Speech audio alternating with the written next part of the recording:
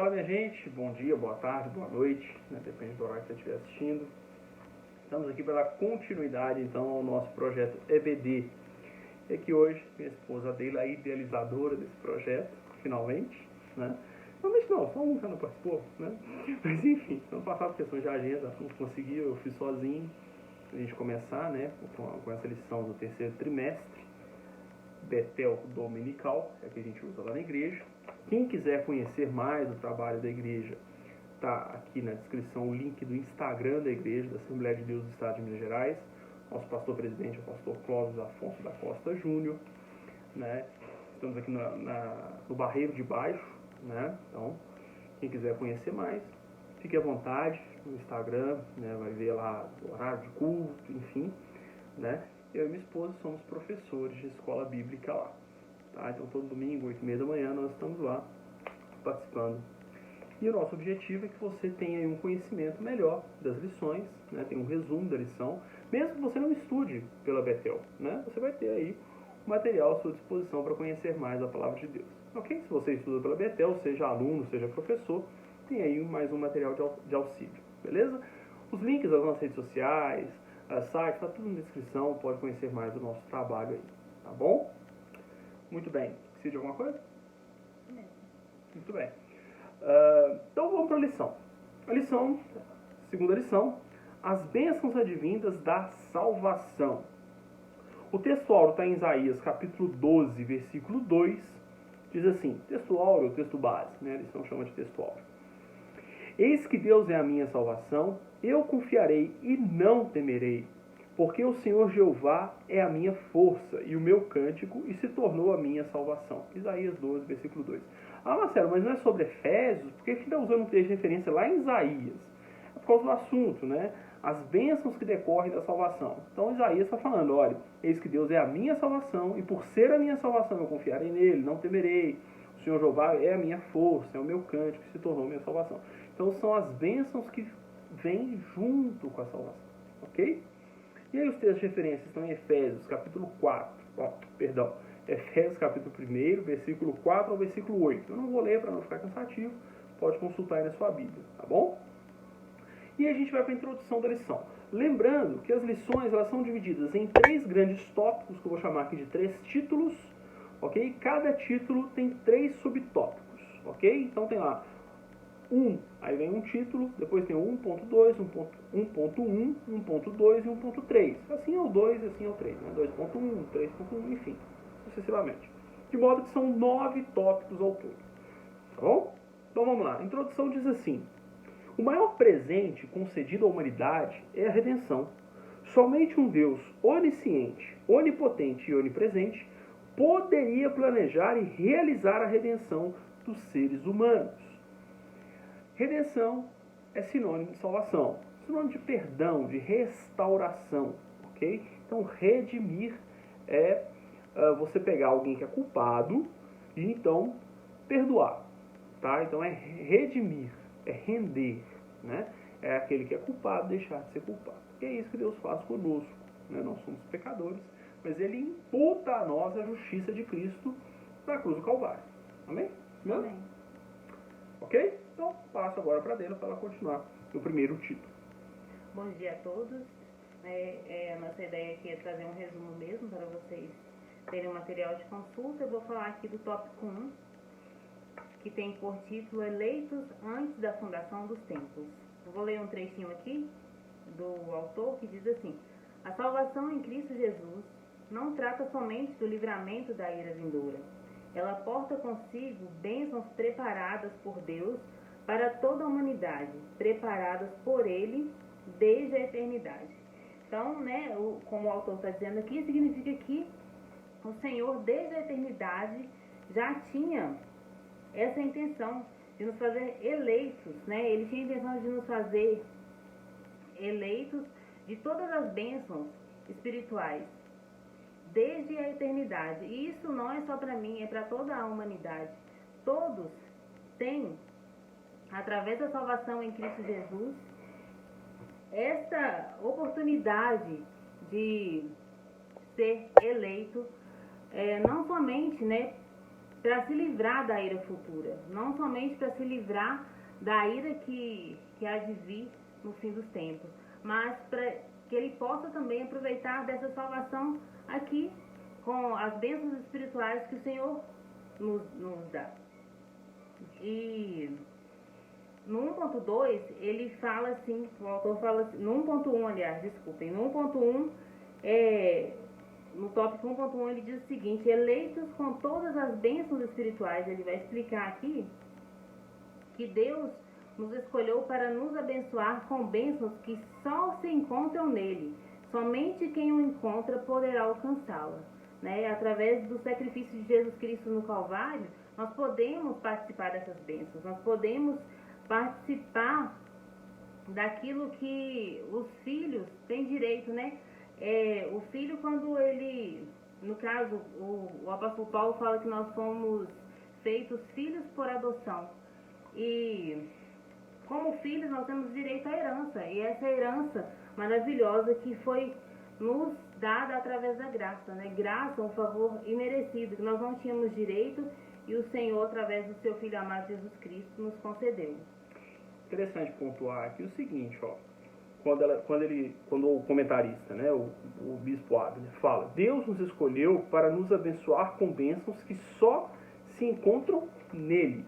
Ou seja, a salvação, ela é redenção, e com essa redenção, com esse perdão, com essa transformação de vida, decorre inúmeras bênçãos. Mais abaixo, já no final do tópico, o comentarista vai dizer assim, ó: em Cristo somos transportados de um mundo de trevas somos transportados de um mundo de trevas e colocados numa elevada posição. Só tenham cuidado. Quando se fala em ser retirado desse mundo de trevas, de pecado, condenado, em que lá em João fala que jaz no maligno, e colocado numa posição elevada, não significa que Deus está te honrando, ou fazendo de você um grande homem, uma grande mulher, uma grande pessoa. Não é isso. É que você é colocado agora, como a Deila falou, na posição de filho. Isso é elevado, né? Ou seja, você sai de uma posição em que você estava morto em delitos e pecados e é colocado agora como co-herdeiro de Cristo, como herdeiro de Deus, como participante da salvação e do reino de Deus. Ok? Certo? Sim, essa participação, né, como ele disse aqui, que o filho, após ser adotado, ele tem os mesmos direitos do que o filho legítimo, né? Ele passa a ser filho. E é essa posição que nós ocupamos hoje, né? Que nós possamos ser gratos e falar dessa salvação, desse amor para as outras pessoas também, para que outros possam conhecer. 1.2, o tópico 1.2 fala que ele nos elegeu, né? Nós estávamos mortos, como diz a Bíblia, nós estávamos mortos em nossos delitos e pecados, e nós somos eleitos por Deus para participar dessa maravilhosa graça. E o autor, ele fala aqui que até a fé que nós temos foi o Senhor que nos concedeu. Ele fala o seguinte, que por sermos eleitos, nós não temos nenhuma participação na nossa salvação, né? Nós não fizemos nada para que fôssemos salvos, que até a fé que nós temos é dom de Deus. Ele fala o seguinte: essa afirmação feita por Paulo é tão poderosa que, além de descartar toda e qualquer participação humana na salvação, ainda indica que até mesmo a fé que possuímos para chegar à salvação não vem de nós, é um dom de Deus. Ele, por intermédio de sua graça, nos outorga, né? Através da sua maravilhosa graça, ele nos outorgou isso. Só um cuidado aqui, o seguinte, para não confundir a cabeça às vezes tem irmãos aqui, principalmente da Assembleia, né? O que acontece aqui é o seguinte, quando a gente fala da eleição, ele até coloca, o comentarista coloca aqui, que Cristo é o fundamento da nossa eleição, nós somos eleitos em Cristo. Então é o seguinte, a doutrina oficial da Assembleia de Deus segue a ideia do seguinte: nós somos alcançados pela graça, e uma vez alcançados pela graça, nós temos condições de responder em fé. Então seria o seguinte: a graça nos alcança e a partir dali nós temos a nossa vida transformada e é uma obrigação nossa crer no Senhor, ok? O que o bispo Abner coloca aqui parece ser uma tendência mais voltada para o evangelho reformado, de tradição calvinista. Tá? Mas de modo seguinte, que quando a gente pega em Efésios 2, 8 e 9, o que a gente pode resumir é o seguinte: pela graça sois salvos por meio da fé, isso não vem de vós, é dom de Deus, não vem das obras para que ninguém se glorie. O ponto aqui é o seguinte: se eu acho que a fé sou eu que tenho ela, bom, então existe algum mérito na minha vida. E o que o bispo Abner quer colocar aqui é o seguinte: olha, a salvação não tem mérito nenhum em nós. Se nós respondemos com fé, isso é resultado da graça de Deus. Não sou eu que faço força. Eu vou fazer força para ter fé. Não vai rolar. Não vai rolar. Você vai continuar sem acreditar. Você vai continuar envolvido com seus delitos, com seus pecados. Né? Porque a gente pensa em pecado, o cara que mata o outro. Né? Mas não. Né? Eu até estava fazendo um comentário sobre a oração do Pai Nosso. Você percebe que inúmeras coisas são pecaminosas, porque ferem a vontade de Deus, entendeu? Ferem o relacionamento que Deus quer ter conosco. Então nós nos desviamos do projeto da salvação, tá? Então assim, o que importa entender aqui é que a graça nos alcança e a fé é resultado da graça. Não sou eu, pelo meu intelecto, seja lá o que for, que vou ter fé. A fé é um resultado, é uma consequência da ação do Espírito Santo, ok? Então, isso é importante entender. Tá? Por mais que tenha aí a doutrina de que a fé é a nossa resposta a Deus, mas é necessário entender que, pelo menos é o que eu entendo, obviamente tem até estudiosos dentro da Assembleia de Deus que entendem diferente, entendem que efetivamente a fé é uma resposta humana. Tá? Eu não entendo dessa forma, e parece que o bispo Abner também não. Ele entende que a fé é consequência da graça. Ok?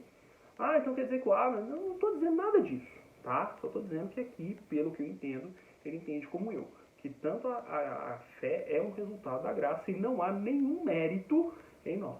Então, você reconhecer que é pecador e aceitar a misericórdia de Deus, não traz mérito nenhum para você. Tá? É simplesmente a consequência do Deus Todo-Poderoso se revelou a você e falou: eu não sou nada mesmo, eu preciso desse Deus glorioso. Ok? Então, estou junto com o Abner nessa aqui, com o bispo Abner. Beleza? Vamos lá. Pode seguir. O tópico 1.3 fala assim: o tempo da validade dessa eleição. Vem falar se ela tem um tempo determinado, se ela tem um prazo de validade.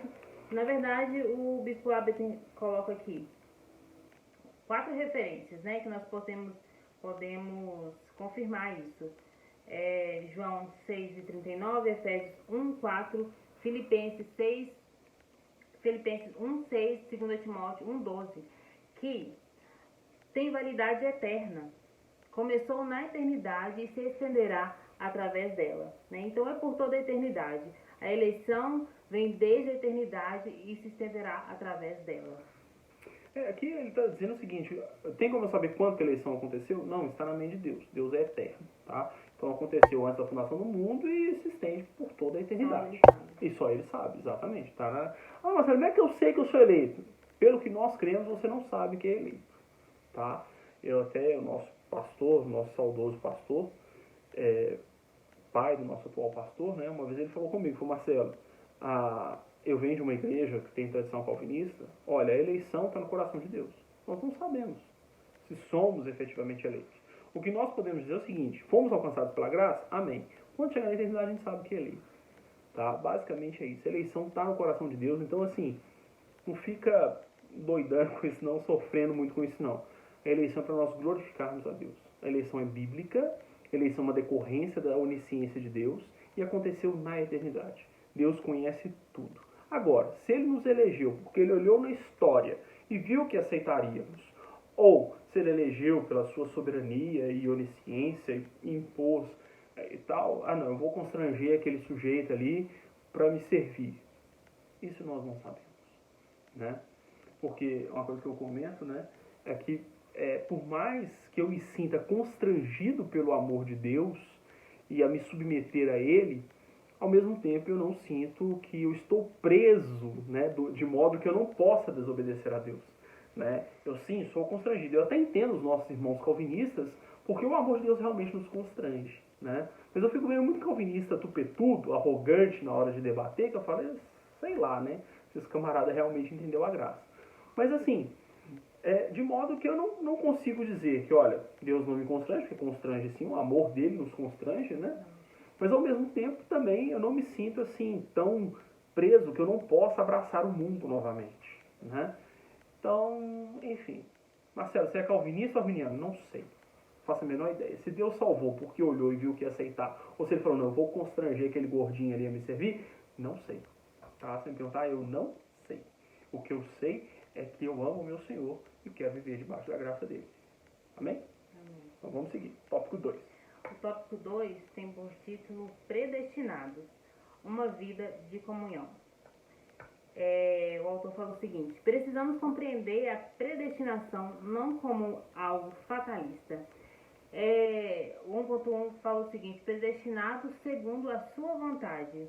Então nós precisamos entender que a predestinação, ela não é sorte, não é um destino, ela não é azar também. Na verdade, é graça, é um favor imerecido. Nenhum de nós merecíamos. Nenhum de nós merecíamos essa predestinação, mas o Senhor achou por bem nos fazer esse favor que nós não merecíamos. Nós estávamos mortos, como dissemos anteriormente, nos nossos delitos e pecados, não tínhamos condição nenhuma de nos salvarmos. E o Senhor, Ele deu o seu Filho, o seu único Filho, para que fôssemos salvos. Então, não adiantamos achar que, porque eu tive sorte. É um destino. Não é um destino. Mas é graça, é um favor que nós não merecíamos. Exato. E um detalhe, ele coloca assim, com muita frequência o verbo predestinar é interpretado de maneira equivocada. Eu achei interessante esse comentário dele. Não sei se eu concordo plenamente não, mas eu achei interessante. Olha só, eleição se refere sempre à pessoa, a predestinação a um propósito. Olha que interessante. Então o que ele está dizendo? O Senhor não nos elegeu só para ir para o céu. Não. Ele nos elegeu e nos predestinou para que sejamos santos e irrepreensíveis. Ou seja, ele nos elegeu para que nós possamos testemunhar do Senhor. 1 Pedro 1,2 fala, eleito segundo a presciência de Deus, para a santificação e aspersão do sangue. Ou seja, há um propósito de nós testemunharmos da salvação.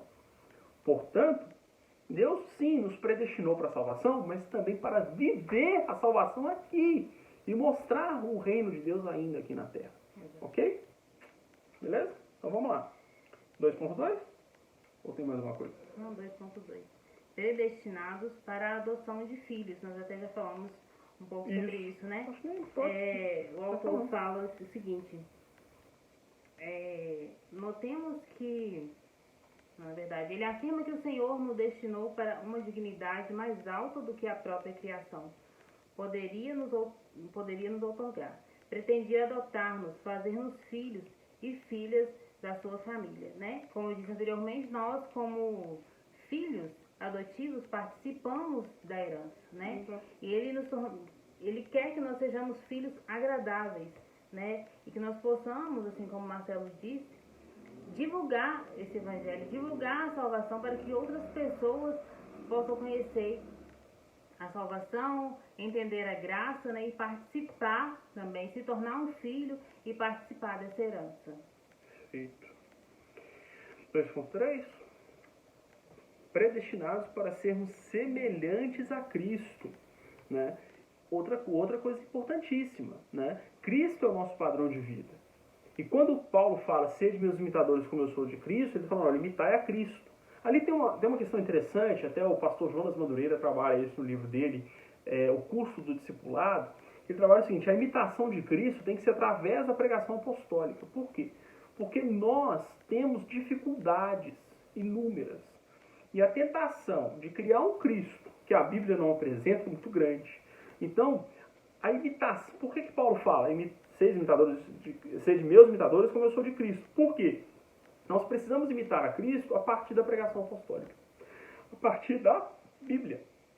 É a partir dali que nós vamos imitar a Cristo. É como Paulo imitou, é como Pedro, Tiago e assim por diante. Ok? Uma coisa? É isso mesmo. Então vamos seguir o título... Aqui para o 3. 3. Os propósitos da soberana eleição. Aqui o comentarista vai tratar que a eleição ela tem alguns propósitos. Então vamos lá. Os propósitos de nossa eleição em Deus, ele vai dizer assim, ó, vou ler o que o comentarista fala, tá?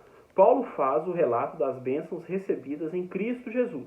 Ele apresenta os propósitos de nossa eleição, os efeitos da redenção e como nos tornamos filhos para que pudéssemos desfrutar das riquezas dessa grande salvação. Então, primeiro ele vai dizer o seguinte, 3.1. Eleitos para ser santos, para ser separados, gente. Então, primeira coisa, ser eleito, ser escolhido por Deus para ser separado da vida pecaminosa, tá? Ah, isso te faz melhor do que aqueles que não servem a Deus? Absolutamente. Eu costumo dizer o seguinte, Raabe foi salvo pelo mesmo motivo que João. O ladrão da cruz foi salvo pelo mesmo motivo que Paulo. Paulo foi salvo porque fez viagem missionária, porque escreveu, 90% do Novo Testamento. Ele foi salvo porque Cristo morreu na cruz, tá? Então, você ser missionário, ser isso, ser aquilo, ser professor, não te faz melhor, nem mais santo, nada, ok? Mas o que é ser santo? É ser separado para a honra e glória do Senhor. Só isso, tá? Só isso. Beleza? Santos irrepreensíveis. Efésios 1:4, né? Diz assim, Deus nos escolheu a fim de que possamos ser santos e irrepreensíveis. Olha só o que fala em Efésios capítulo 1, versículo 4. Como também nos elegeu nele, antes da fundação do mundo, para que fôssemos santos e irrepreensíveis diante dele em caridade, ou seja, em amor, né? Então, jamais com soberba. Amor é sempre dedicar ao próximo. Ok? Fala alguma coisa? Pode seguir?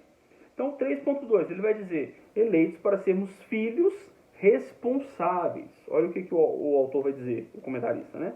A eleição é um privilégio que traz consigo uma grande responsabilidade. Que responsabilidade é essa? Primeiro, nós ganhamos acesso a Deus mediante a redenção. Ok? Isso é a grande bênção. E a nossa responsabilidade agora é transmitir a imagem de Cristo em nossa forma de conduta nesse mundo. Ou seja, vivermos como filhos de Deus, inculpáveis no meio de uma geração corrompida e perversa. Estamos no mundo, mas não somos do mundo. Ou seja, a eleição e a salvação traz consigo uma responsabilidade, né? Em Mateus capítulo 5, Jesus fala lá das bem-aventuranças, né? Eu fiz até um comentário sobre isso há pouco tempo. Ali, Jesus está dizendo, olha, alegrai-vos, né? A bem-aventurança ali é isso, bem-aventurado.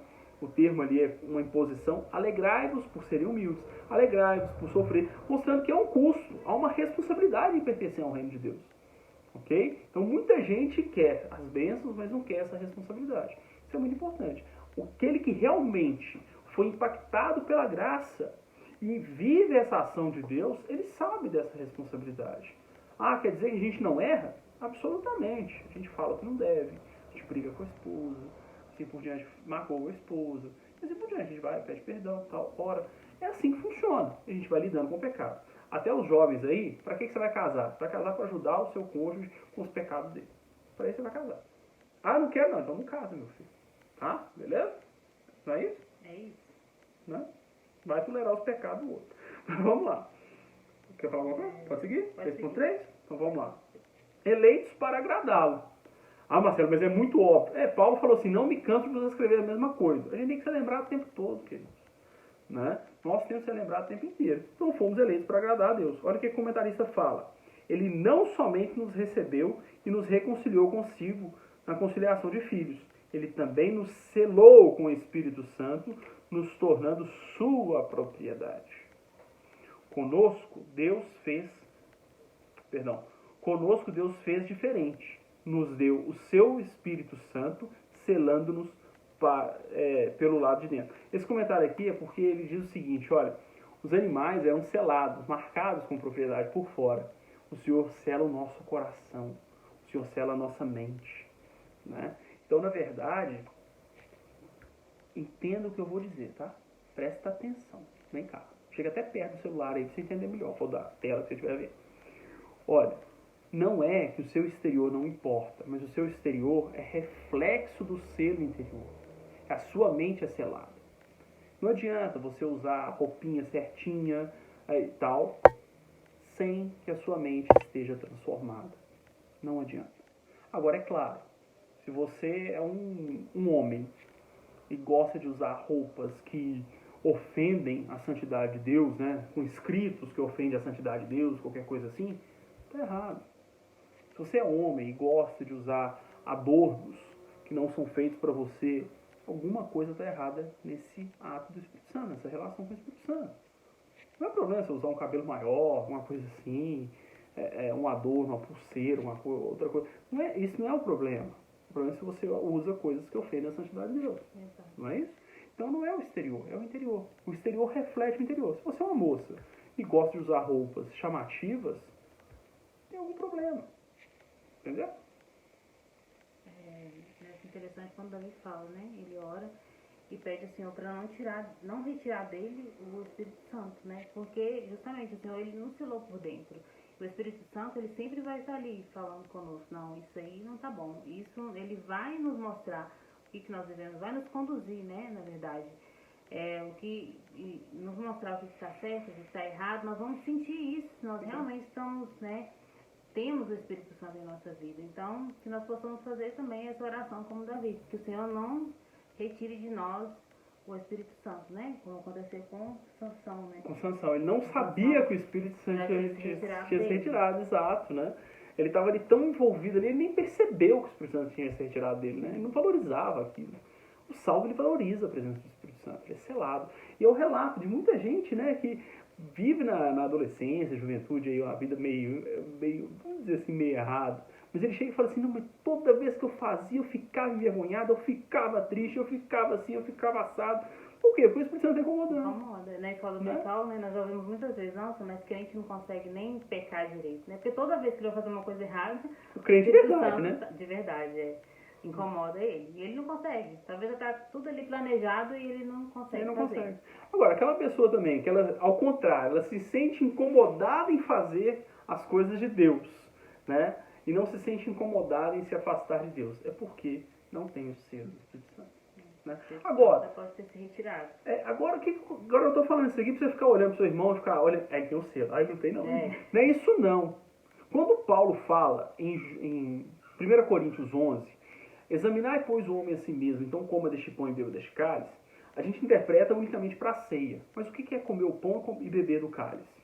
É estar em comunhão com Cristo. É você que tem que olhar para si mesmo e saber, eu estou em comunhão com o meu Salvador ou não? Não é nem o pastor que tem que ficar falando se você está em comunhão ou não. Isso não é função dele. A função dele é te ensinar, é pregar e falar, olha, presta atenção. O Espírito Santo está na sua vida? É isso que ele tem que te fazer, ele tem que te ensinar. Não é ficar olhando se você está ou você não está andando na quadra, certo, não. Você tem que examinar a si mesmo. Você tem que saber, olha, o Espírito Santo está em mim, eu estou selado, eu estou vivendo essa graça. Você tem que examinar a si mesmo.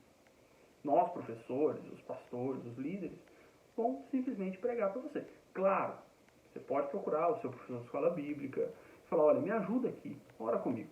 Óbvio, é função nossa. O seu pastor, sua liderança. Ok?